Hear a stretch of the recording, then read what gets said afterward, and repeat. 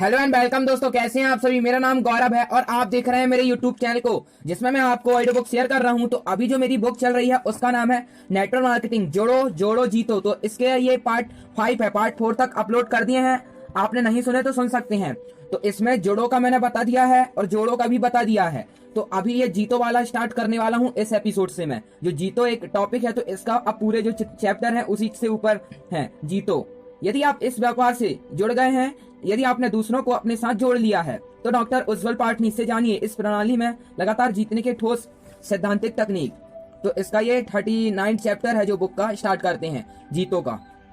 संस्थान के लीडरों की सुनिए। नेटवर्क मार्केटिंग प्रणाली में एक मायने में दूसरी बिजनेस प्रणालियों से काफी भिन्न पाता हूँ। अन्य सभी व्यापारों में रोज नए तरीके इजाद करने पड़ते हैं, मार्केटिंग करनी पड़ती है, खुद को दूसरों से अलग दिखाने के लिए मेहनत करनी पड़ती है। नेटवर्क मार्केटिंग में इसका उल्टा है। यदि आप नए तरीके इजाद करेंगे तो आपको असफलता मिलने के ज्यादा आसार होंगे।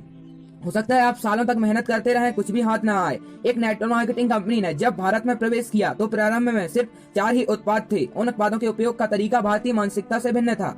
भारतीय महिलाएं डिटर्जेंट के झाग को धुलाई का मनपसंद मानती थी। जितना झाग उतनी धुलाई, परंतु वह उत्पाद झाग पैदा ही नहीं करता था। उस समय डिस्ट्रीब्यूटर को दूसरों को सामने काफी दिक्कत आती थी। खास बात मैंने देखी कि 4 उत्पाद में ही कुछ डिस्ट्रीब्यूटर कमाल का व्यापार कर रहे थे। वे नए लोगों को जोड़ रहे थे, धीरे धीरे उत्पाद भी बेच रहे थे।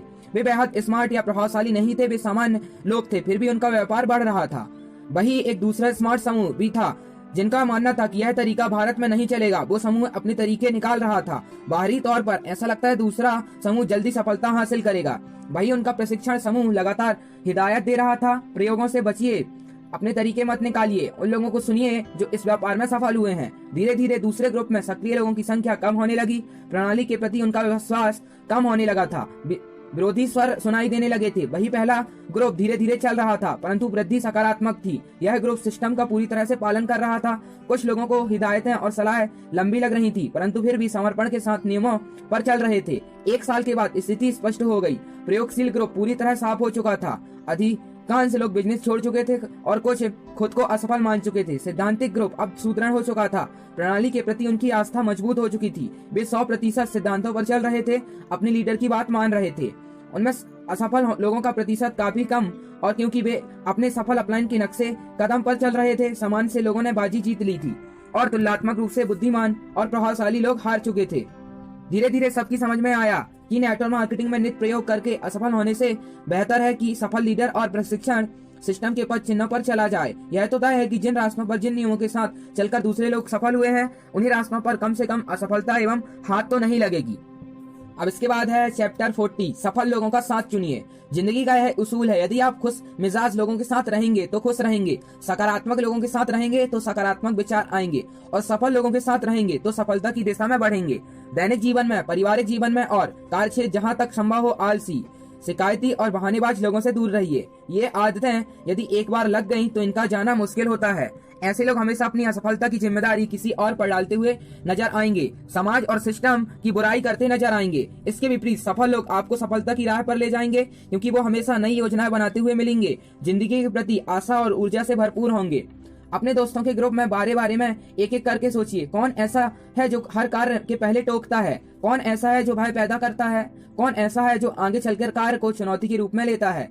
इनके साथ बिताए घंटों का भी आपकी सफलता और असफलता से सीधा संबंध है। असफल लोगों के साथ ज्यादा समय बिताइए और असफलता को गारंटी से प्राप्त कीजिए। यदि अपनी इच्छाएं पूरी करनी हो तो आगे बढ़कर सफल लोगों से दोस्ती कर लीजिए, उनके साथ अपनी योजनाएं बांटिए, उनकी सुनिए, फिर देखिए आपका व्यापार कैसे तरक्की करता है। यदि आप असफल होना हो तो सवालिया और नकारात्मक लोगों का साथ चुन लीजिए।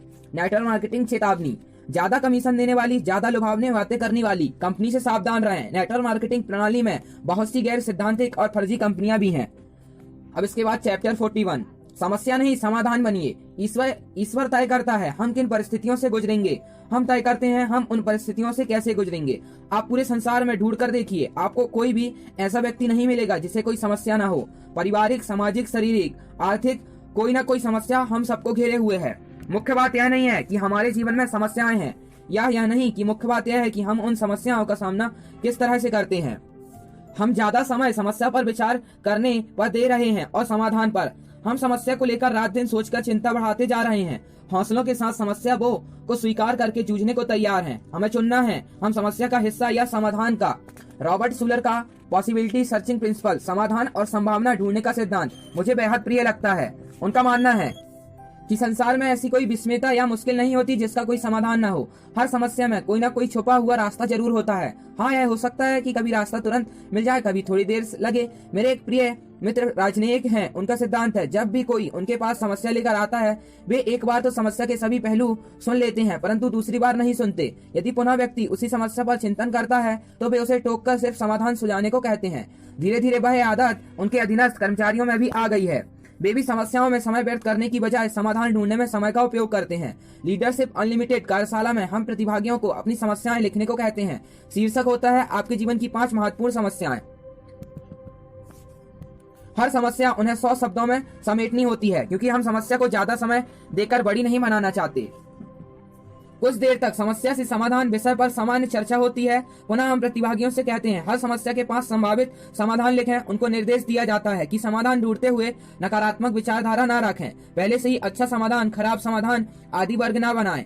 अपनी धारणाओं को अलग रखते हुए 5 समाधान लिखिए। प्रतिभागी अक्सर कहते हैं कि समाधान नहीं है, समस्या हल ही नहीं हो सकती, परंतु हम उन्हें दबावपूर्ण तरीके से प्रेरित करते हैं। समाधान सुझाने के अलावा हम उनका कोई भी उत्तर स्वीकार करने से इनकार कर देते हैं। मेरा व्यक्तिगत अनुभव है कि समाधान निकल जाता है।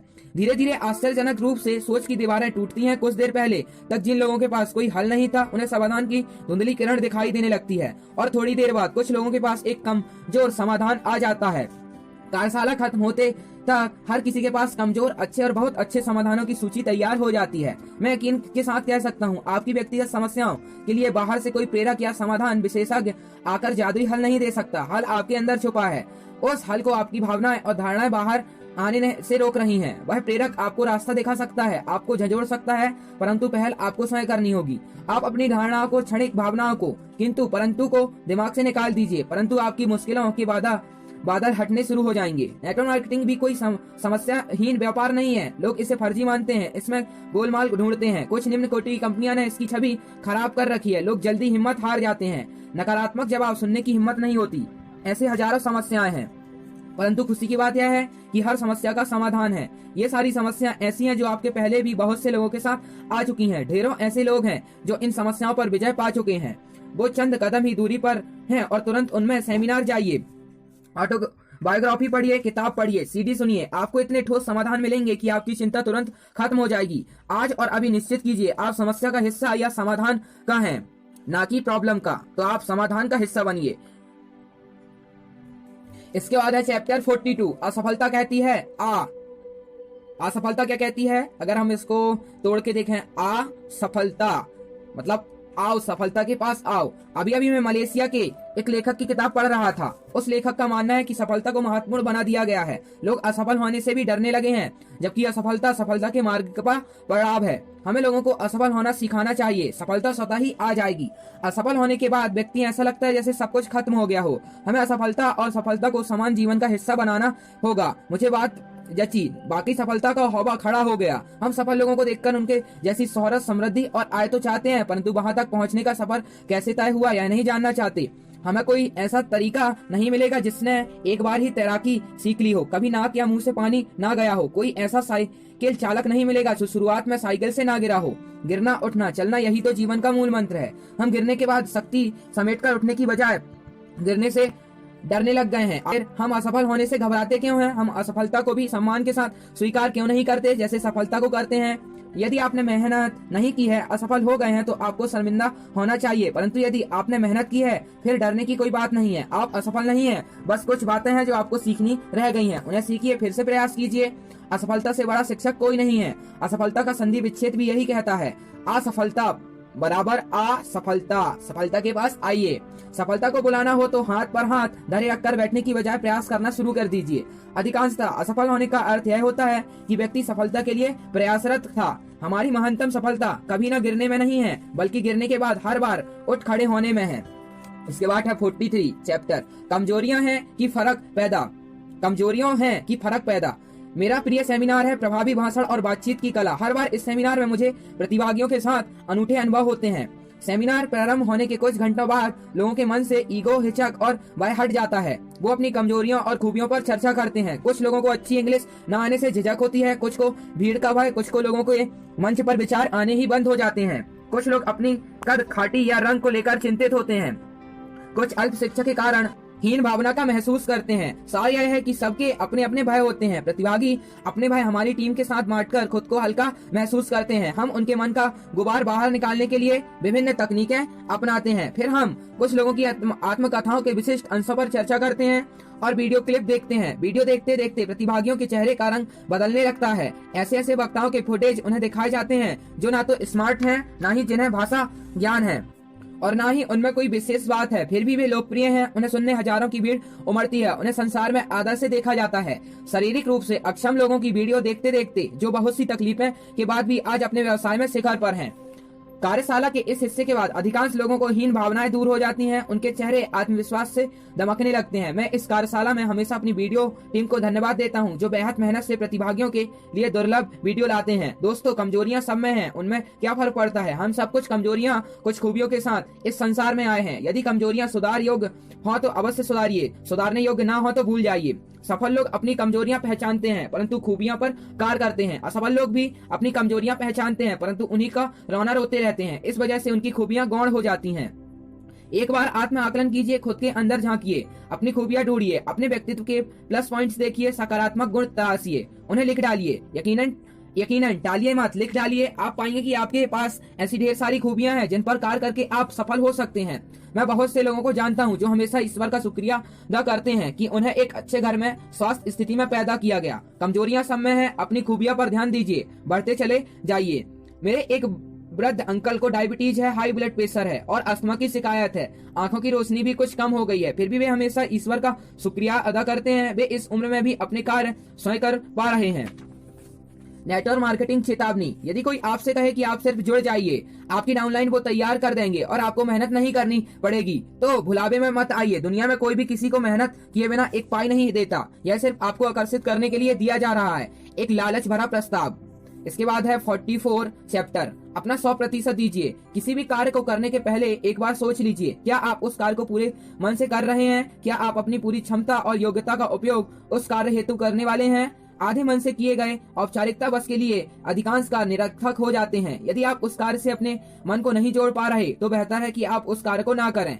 यदि वह कार्य आवश्यक है तो फिर अपने मन से सारे अगर मगर किंतु परंतु निकालकर भिड़ जाइए। बहाने ना बनाइए, पूरी ताकत लगा दीजिए। कुछ लोगों का उत्साह और समर्पण घटता बढ़ता रहता है।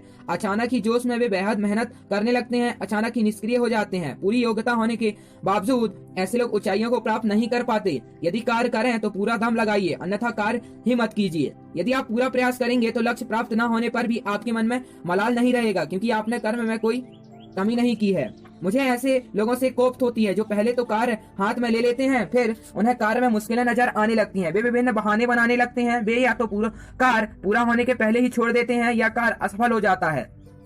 नेटवर्क मार्केटिंग में इस 100% समर्पण का बेहद महत्व है। यदि आप इस प्रणाली में गंभीर नहीं है, इसे एक छोटा व्यापार मानकर आधे अधूरे मन से कर रहे हैं, तो आपका असफल होना तय है। यदि आप में सपनों को पाने की दीवानगी नहीं है, यदि आप में ना सुनने का हौसला नहीं है, तो भी आपकी हार तय है। यदि आप अपने व्यापार के प्रति गर्व नहीं महसूस करते तो भी परिणाम मुश्किल है। मैं नेटवर्क मार्केटिंग में अपने सेमिनार में सबसे यही कहता हूँ, यदि आप अनमने ढंग से इस व्यापार को कर रहे हैं, यदि आप इस व्यवसाय को सुचारू रूप से चलाने के लिए आवश्यक ईंधन झोंकने को तैयार नहीं है, यदि आप समर्पित नहीं है, यदि आप नए लोगों को बिजनेस के बारे में बताने में संकोच करते हैं, तो फिर से सोच लीजिए, क्योंकि आप असफल होने की राह पर चल रहे हैं। इसलिए इस व्यापार को अपना जीवन मानकर कार्य कीजिए, परिवार का भविष्य मानकर कार्य कीजिए। जिस दिन आप अपने पूरे बारे में जिम्मेदारी लेते हैं, जिस दिन आप बहाने बनाना बंद कर देते हैं, उसी दिन आप शिखर की ओर की यात्रा शुरू कर देते हैं। अब इसके बाद है चैप्टर 45, अति बुद्धिमानी से बचिए। संसार में शायद ही कोई ऐसा क्षेत्र होगा जहां अति बुद्धिमान लोगों की हार होती है, परंतु नेटवर्क मार्केटिंग में ऐसा हो सकता है। यदि आप अति बुद्धिमान हैं, तो आपको आपके अंदर धैर्य, लगन और अनवरत प्रयास जैसी योग्यताएं भी विकसित करनी होंगी। यह मेरी व्यक्तिगत राय है कि अति बुद्धिमान लोग अक्सर जल्दी जीतने के उपाय ढूंढते हैं, शॉर्टकट निकालते हैं, अपने रास्ते खुद बनाते हैं। वही नेटवर्क मार्केटिंग प्रणाली में अधिकांशतः वे लोग सफल होते हैं जो नियमों बताए गए रास्तों पर चलते हैं, भले ही वे रास्ते थोड़े लंबे क्यों न हो। बहुत से सफल नेटवर्क मार्केटिंग से बात करने के बाद मैं इस राय पर पहुंचा कि अक्सर हम जिनको बेहद स्मार्ट और बुद्धिमान समझकर विजेता मानते हैं, वे या तो असफल हो जाते हैं या वे बहुत जल्दी बिजनेस छोड़ देते हैं। उसके विपरीत हम कुछ लोगों को समान समझकर उन पर विश्वास ध्यान नहीं देने देते, वो लंबी रेस में विजेता साबित होते हैं। इस बिजनेस में अधिकांशतः वे लोग शीर्ष पर मिलते हैं जिनके बारे में दूसरे ज्यादा आशावादी नहीं थे। यह बिजनेस सामान्य लोगों का बिजनेस है। इसके लिए अति बुद्धिमान या अति स्मार्ट होने की आवश्यकता नहीं है। सामान्य और साधारण लोग साधारण शिक्षा और गुणों के साथ डटे रहते हैं, असाधारण समृद्धि पा जाते हैं। अब इसके बाद 46 चैप्टर सिद्धांत रीढ़ की हड्डी है। नेटवर्क मार्केटिंग बिल्कुल अलग तरह का बिजनेस है। इसमें आप किसी भी तरह का गलत समझौता नहीं कर सकते। आप बिजनेस प्रणालियों में जालसाजी, घटिया गुणवत्ता के उत्पाद, छुपी हुई शर्तें, कालाबाजारी, नकली माल जैसे बहुत से गैर सैद्धांतिक कार्य होते हैं। अलबत्ता बहुत से व्यापार तो ऐसे हो गए हैं जहां सैद्धांतिक व्यक्ति हार जाएगा। इसके विपरीत नेटवर्क मार्केटिंग प्रणाली में सिद्धांत रीढ़ की हड्डी है। यदि आप दुष्प्रचार करते हैं, आप में गलत आते हैं, तो देखते ही देखते वो आपके दूसरों में फैल जाएंगी। यदि आप झूठे वादे करते हैं, झूठे सपने दिखाते हैं, तो भी आप मुश्किल में पड़ जाएंगे। यह उत्पादों के साथ साथ लोगों को जोड़ने का व्यापार है। आपकी हर गलत और हर सही आदत की अधिकांशता आपके डाउनलाइन नकल करते हैं। गलत सिद्धांतों पर चलकर कब आपका ग्रुप तबाह हो जाएगा आपको समझ ही नहीं आएगा। नेटवर्क मार्केटिंग सिद्धांत रीढ़ की हड्डी है, इसलिए कभी उत्पादों के बारे में बढ़ा चढ़ाकर मत कहिए। ऐसे सपने मत दिखाइए जिन्हें पाना संभव ना हो। दूसरे ग्रुपों के लोगों को तोड़ने का प्रयास मत कीजिए। दूसरी कंपनियों की निंदा मत कीजिए। अपने डाउनलाइन की गलत प्रवृत्तियों को प्रथम मत दीजिए। अब इसके बाद है चैप्टर 47 आलोचना के 6 नियम। नेटवर्क मार्केटिंग प्रणाली में व्यापार बढ़ाने और प्रेरित करने की प्रशंसा का सहारा लिया जाता है। क्षमताओं और योग्यताओं पर विश्वास दिखाया जाता है। इसके साथ ही ऐसे वितरक और डाउनलाइन जो सिद्धांतों का पालन नहीं करते, व्यापार में ध्यान नहीं लगाते, उनकी आलोचना भी होती है। यह आलोचना यदि सकारात्मक हो तो कार्य करती है, परंतु यदि नकारात्मक हो तो चोट पहुंचती है। आलोचना करना अवश्य भी होता है, क्योंकि यदि गलत गतिविधियां हो तो लीडर हाथ पर हाथ धरकर नहीं बैठ सकते। आलोचना करते हुए उन्हें विशिष्ट नियम ध्यान रखने होंगे। नियम 1, आलोचना कार्य की करें, व्यक्ति की नहीं। राष्ट्रपिता महात्मा गांधी ने कहा है, घृणा पाप से करो, पाप से नहीं। ठीक इसी तरह आलोचना कार्य की होनी चाहिए, व्यक्ति की नहीं। अक्सर लोग दिल से बुरे नहीं होते, असावधान बस, अज्ञानता बस, कौतूहल या आवेग से उनके ऐसे कार्य हो जाते हैं जो निम्नता नहीं होने चाहिए। ऐसी स्थिति में उस कार्य की आलोचना करने से व्यक्ति स्वतः ही समझ जाता है कि उससे भूल हुई है। कार्य करने की आलोचना करने से यह व्यक्तिगत आघात के रूप में नहीं लिया जाता, साथ ही दूसरे सहयोगियों को भी समझ में आ जाता है कि यह कार्य उन्हें नहीं करना था, अन्यथा उनके कार्य की भी आलोचना नहीं होगी। उदाहरण, यदि कोई व्यक्ति एक गलत प्लान करता है तो तुम हमेशा गलत प्लान पेश करते हो, व्यक्तिगत गलत आलोचना। यह प्लान सही नहीं है, सही आलोचना की पद्धति। नियम 2, आलोचना करते हुए उसी कार्य की बात करें, पुराने मुद्दों की नहीं। अक्सर आलोचना करते हुए लोग पुरानी घटनाओं और हादसों को जिंदा कर देते हैं, पुराने घाव को हरा कर देते हैं, पुरानी बातें बीच में खींच लाते हैं। इससे दूसरा व्यक्ति आक्रामक हो उठता है। आलोचना सहजता से न लेते हुए उसे नीचे दिखाने की योजना समझने लगता है। आलोचना का मूल उद्देश्य वही खत्म हो जाता है और बहस शुरू हो जाती है। यह आलोचना व्यापार से नहीं वरना जीवन के हर क्षेत्र में देखने के लिए मिलती है।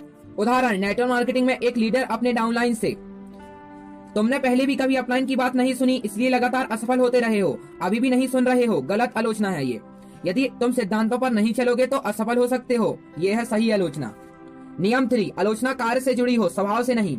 अक्सर आलोचना करते हुए व्यक्तिगत आरोप लगाए जाते हैं। यदि कोई कार्य गलत हो जाए तो अक्सर ऐसे कमेंट सुनने में आते हैं, तुम्हारा स्वभाव ही जल्दबाजी का है, तुम हमेशा से लापरवाह हो, तुम सफाई पर ध्यान नहीं देते, तुम बात करनी नहीं आती, तुम शुरू से ही जिद्दी हो, आदि आदि। पर्सनालिटी से जुड़े ऐसे कमेंट आरोप या आक्रोश पैदा करते हैं और ऐसी आलोचना करने वाले लीडर अलोकप्रिय हो जाते हैं।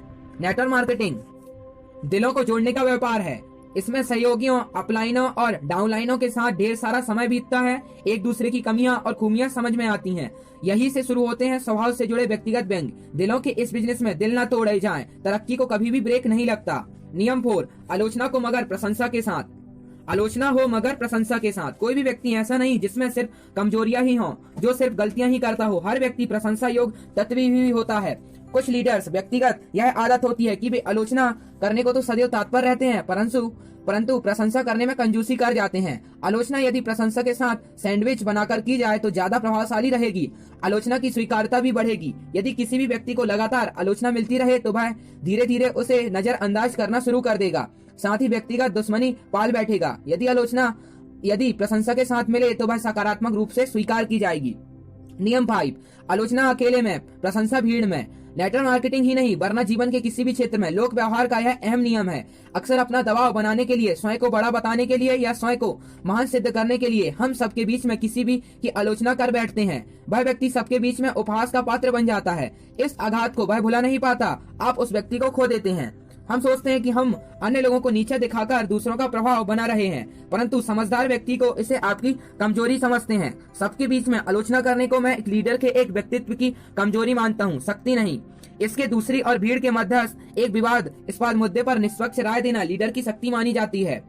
यदि आप भीड़ के बीच स्वयं को नियंत्रण में रखते हुए एकांत में व्यक्ति की आलोचना करेंगे तो वह व्यक्ति सदैव आपका ऋणी रहेगा। आपका नेतृत्व, आपकी मित्रता भी ज्यादा स्वीकार की जाएगी। नियम 6, आलोचना करने से पहले एक बार पुनः सोच लें। वाणी संभाल कर बोलिए, ना है हाथ न पांव, एक शब्द करे औषधि, एक शब्द करे घाव। वाणी संभाल कर बोलिए, ना है हाथ पांव, एक शब्द औषधि करे, एक शब्द करे घाव। कमान से निकला तीर, बंदूक से निकली गोली और मुंह से निकले शब्द कभी वापस नहीं आते। आपके चंद असावधान शब्द आपके कैरियर, व्यापार, मित्र और परिवार तक को तबाह करने की योग्यता रखते हैं। मुद्दे की पुनः जांच कर लें, तथ्यों पर ठीक से विचार कर लें। कहीं ऐसा ना हो कि किसी गलत जानकारी या अधूरी जानकारी के आधार पर आप आलोचना कर बैठें, बाद में संभालने या संबंध सहेजने का मौका भी ना मिले। जिस वक्त आपका मन आवेग से भरा हो, आपका क्रोध चरम पर हो, अपनी पूरी शक्ति लगाकर आलोचना को टाल दें। गर्म दिमाग से की गई आलोचना अनियंत्रित और घातक हो जाती है। आप आलोचना तो कर देते हैं परंतु व्यक्ति को सदा के लिए खो देते हैं। नेटवर्क मार्केटिंग चेतावनी, यदि आप अच्छा व्यापार कर रहे हैं, लीडर हैं, तो आप पर भी और ज्यादा जिम्मेदारी है। आपकी एक गलत आदत या गलत प्रॉब्लम कब आपके ग्रुप में वायरस की तरफ फैल जाएगा आपको पता भी नहीं चलेगा। अपनी किसी भी गलत प्रवृत्ति को हल्के में मत लीजिए, क्योंकि रंग की एक बूंद सैकड़ों लीटर पानी को रंगीन बना देती है और बुराई की एक लत पूरे समूह को तहस नहस कर देती है। तो इस तरीके से इसके बाद है चैप्टर 48। तो 48 चैप्टर जो है अपनी सीमाएं तोड़िए। तो इसको मैं